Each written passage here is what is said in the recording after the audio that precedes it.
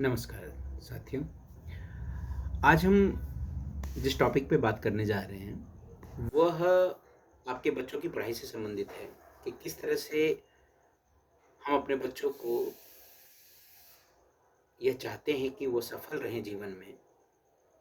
उसके लिए हम बहुत सारा प्रयास करते हैं। उस प्रयास में हम सफल भी होते हैं, कई बार असफलता भी हाथ लगती है। खैर, असफलता और सफलता दोनों साथ चलती है। आज का मेरा मुख्य उद्देश्य है उन बच्चों से बात करना, उन स्टूडेंट से बात करना जो JEE मेंस अप्रैल के सेशन में अभी देने जा रहे हैं, सेशन 2, जो 2 अप्रैल से लेके 9 अप्रैल के बीच में होना निर्धारित है। सबसे एक महत्वपूर्ण पहले सूचना ये है कि जो आपका सेंटर, सिटी सेंटर का जो एडवांस स्लिप है वो आ चुकी है। जो आपको एडवांस में ये बताया जाता है कि आपका पेपर कब होगा और आपका जो सेंटर है वो कहाँ पे है। तो प्लीज़ आप लोगों ने यदि अभी तक डाउनलोड नहीं किया है तो आप अपने लॉगिन आईडी से, एप्लीकेशन नंबर और पासवर्ड से आप किस दिन आपका एग्जामिनेशन है और किस सिटी में आपका सेंटर पड़ा है वो आप डाउनलोड कर लीजिए। कुछ दिन की बात है, आपका एडमिट कार्ड भी आ जाएगा। मुख्यतः मैं उन बच्चों से बात करना चाह रहा हूँ जिनके JEE मेंस में जो आप अप्रैल सेशन में चाहते हैं कि हमारा मोर देन 99 परसेंटाइल से ज़्यादा है। अब ये बात आती है कि मेहनत तो बहुत कर रहे हैं, नंबर नहीं आ रहे, है ना? ताकत पूरी लगा रहे हैं लेकिन नंबर नहीं आ रहे। सेशन फर्स्ट में आपने देखा कि कई बच्चों के नंबर नहीं आ पाए। क्या 99 परसेंटाइल, अभी मतलब हम बात करें तो 99 परसेंटाइल भी लगभग आप मान के चलिए कि 14 से 15 हज़ार रैंक तक 99 परसेंटाइल होता है।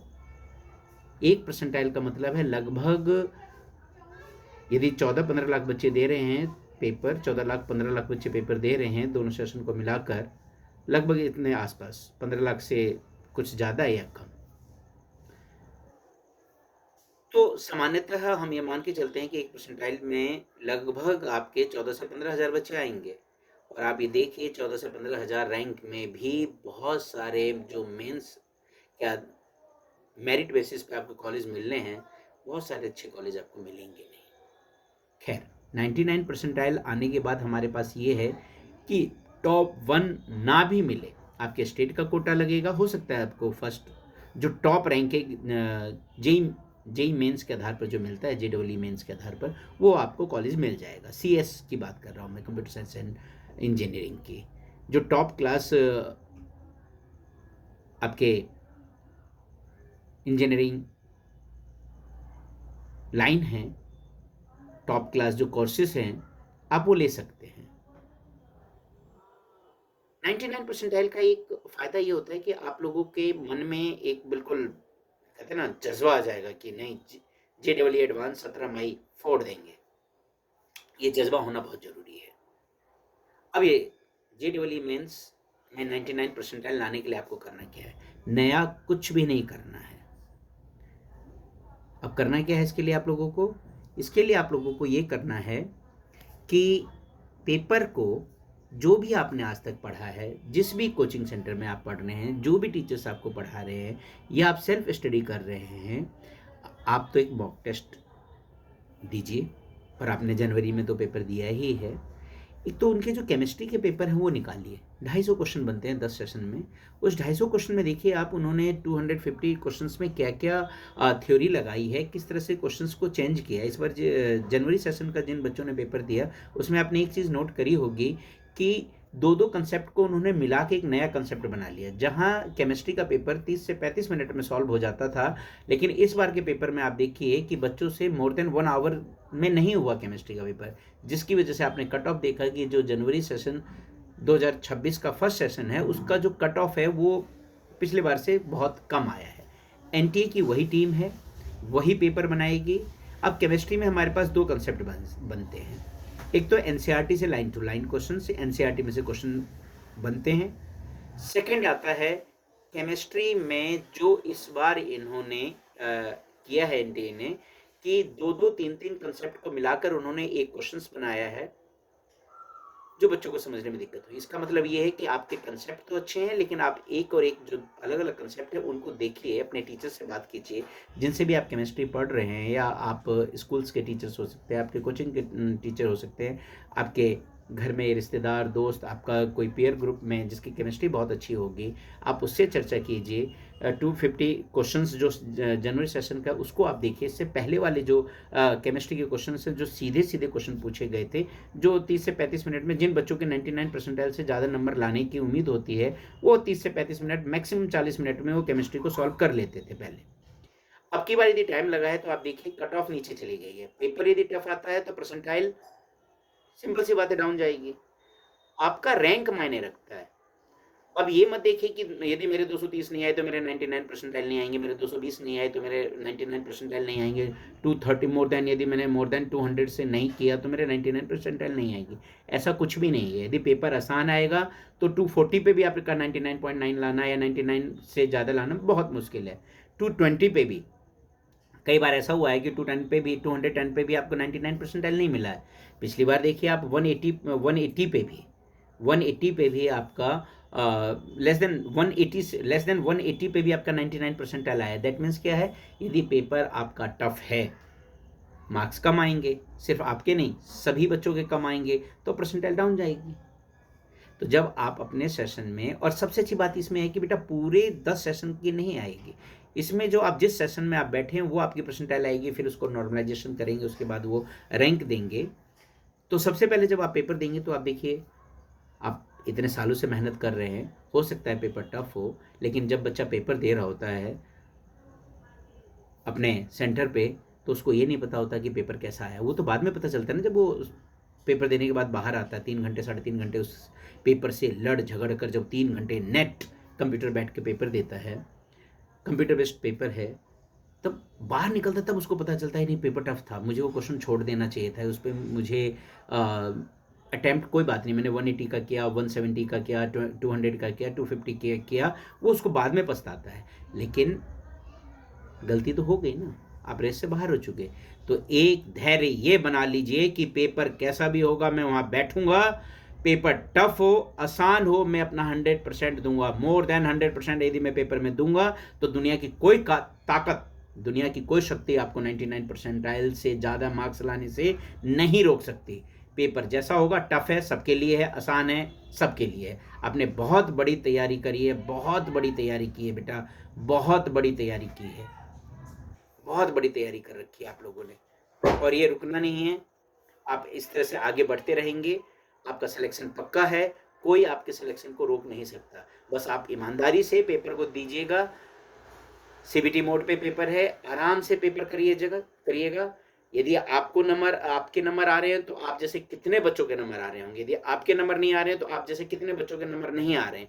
यदि आपने पिछले 2 साल में ईमानदारी से तैयारी की है, और यदि वो पेपर में आप 180 ला रहे हैं, 200 ला रहे हैं, 210 ला रहे हैं, आप पेपर टफ है, आपके नंबर कम आ रहे हैं, मैं नंबर में नहीं जा रहा हूं, पहले मेरी बात ध्यान से सुनिएगा, मैं नंबर की बात कर ही नहीं रहा कि आपके 200 आएंगे, 210 आएंगे, 220 आएंगे, या 190 आएंगे, या आपके 170 आएंगे। मैं बात कर रहा हूं 99 परसेंटाइल की। यहाँ पे मेहनत आ रही है आपकी कि यदि पेपर टफ है तो 99 परसेंटाइल आपके कम नंबर पे आएंगे, पेपर इजी है तो ज़्यादा नंबर पे आपके 99 परसेंटाइल आएगी। तो इन सब चीज़ों को आप ध्यान रखते हुए पेपर को जैसा हो, टफ लगे, आसान लगे, आप आराम से सीबीटी मोड पे अप्रैल के सेशन को आराम से पेपर दीजिएगा। केमिस्ट्री की जो मैंने बात बताई है, आप उसको बिल्कुल ध्यान रखिएगा बेटा। आप यदि उसको ध्यान रखेंगे तो बहुत सारी चीज़ें आपको फ़ायदा देगी। केमिस्ट्री में जो 2-2 कंसेप्ट दे के 3-3 कंसेप्ट को मिला के इस बार के जो जनवरी के सेशन में जो पेपर दिया गया, वो 250 क्वेश्चंस को आप देखिए, और ये देखिए उससे किस तरह के क्वेश्चंस बन सकते हैं। दूसरा, प्रीवियस ईयर के पीवाईक्यूज आप उठाइए, जहाँ केमिस्ट्री के सीधे सीधे क्वेश्चन पूछे गए हैं। हो सकता है कि इस बार दोनों को मिला के पूछ दें, कि कुछ कंसेप्ट को मिला के 50-50 मॉडरेट पेपर बना दे केमिस्ट्री का। हो सकता है केमिस्ट्री को एज यूजुअल टफ बना दे, जैसे इन्होंने जनवरी सेशन में बनाया था। हो सकता है कि वो ईजी बना दे, जैसे पीवाईक्यूज में पहले केमिस्ट्री में सीधे लाइन टू लाइन एनसीईआरटी से क्वेश्चन पूछते थे। किसी भी कंसेप्ट में आपको एनसीईआरटी केमिस्ट्री की जरूर पढ़नी है, लाइन टू लाइन पढ़नी है, कंसेप्ट क्लियर करने हैं, और एक कंसेप्ट के साथ दूसरे भी कंसेप्ट से बनकर कोई यदि नया क्वेश्चन बनता है तो आप उसको अपने टीचर्स के माध्यम से उसको जरूर सॉल्व कीजिएगा। मैं यहाँ पे आपको कोई सब्जेक्ट पढ़ाने नहीं आ रहा, मैं एक इस तरह से आपको बात बताना चाह रहा हूँ कि आप जिससे पढ़ते हैं पढ़िए, उसको पढ़कर कैसे सॉल्व करना है मैं ये बताने आ रहा हूँ। और ये मैं अपने जीवन में सफल हो चुका हूँ। अपने बच्चों को, अपने बेटे को उसके भी जेई मेंस में 99.71 तो मैथ्स में है उसके परसेंटाइल, ओवरऑल भी 99.772 से ज़्यादा उसकी परसेंटाइल है।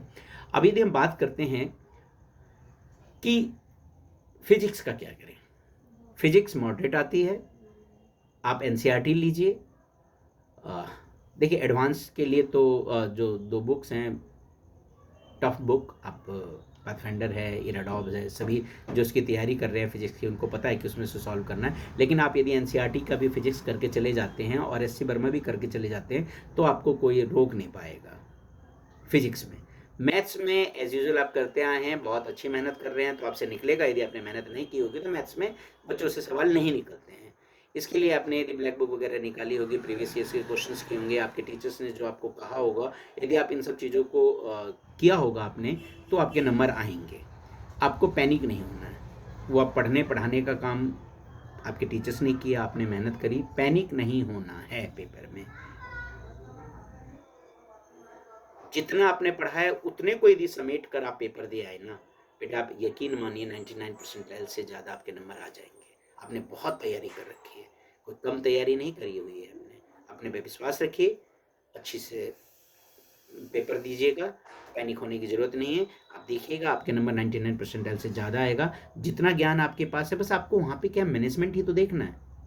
अब मैनेजमेंट यदि आप देखते हैं तो आपके नंबर आ जाएंगे, आपको कोई नहीं रोक सकता। यदि मैनेजमेंट यदि आपका ठीक है, टाइम मैनेजमेंट ठीक है, यदि आप वहाँ पेपर को देख के पैनिक नहीं होते हैं, मान लीजिए टफ पेपर आता है तो पैनिक नहीं होते, ईजी आता है तो आप कहते हैं ना भावावेश में ना बह जाएं कि अरे इतना ईजी पेपर है मैं कर लूँगा। यदि आपके लिए ईजी है तो बेटा सबके लिए ईजी है, और आपके लिए टफ है तो सबके लिए टफ है। यदि आपने ईमानदारी से मेहनत की है, अपने आप को बटोरिए, समेटिए, पैनिक नहीं होना है, आराम से पेपर दीजिए, अपनी पूरी नींद कीजिए, मस्त रहिए, खुश रहिए, पेपर आपका हो जाएगा।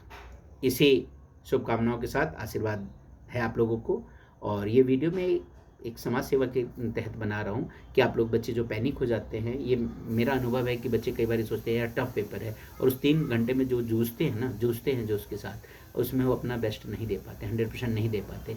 वो जब पेपर देने एग्जामिनेशन उनके बाहर जब आते हैं तब पता चलता है पेपर टफ था, मेरा पेपर हो जाता, लेकिन हुआ नहीं। क्यों? क्योंकि बच्चे ने किया ही नहीं। उसने सोचा पेपर टफ है, मेरा सिलेक्शन होगा नहीं।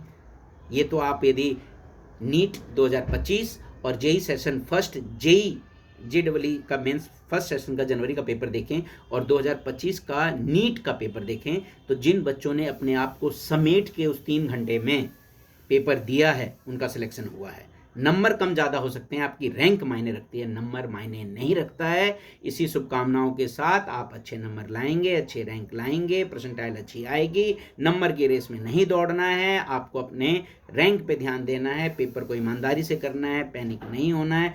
खूब मस्त रहिए, खूब पढ़िए, खाइए, पीजिए, खुश रहिए, ठीक है? पेपर दीजिए, बस इसी तरह की यदि आप और अपने पे विश्वास रखिए कि नहीं मेरे से हो जाएगा, मुझे कोई नहीं रोक सकता। होगा क्यों नहीं? आप अच्छा बोलिए ना, होगा। आपके बारे में ना होने की बात और बुरा कहने के लिए तो बहुत सारे लोग हैं ना आपके पास। आपका होगा, आप ईमानदारी से मेहनत कीजिए। सबसे पहले तो आप अपने पे विश्वास रखिए, मेरा पेपर हो जाएगा और कोई मेरे पेपर को रोक नहीं सकता। इस चीज़ का आप बिल्कुल ध्यान रखेंगे और वाकई आपके पेपर को कोई नहीं रोक सकता आपके अलावा। तो इसलिए किसी की नेगेटिव बातों में ना आए, खूब तैयारी कीजिए, पैनिक ना होएं और खूब नंबर लेके आइए। और इसी के साथ मेरे चैनल को सब्सक्राइब कीजिए, इस वीडियो को शेयर कीजिए, लाइक कीजिए। धन्यवाद, थैंक यू।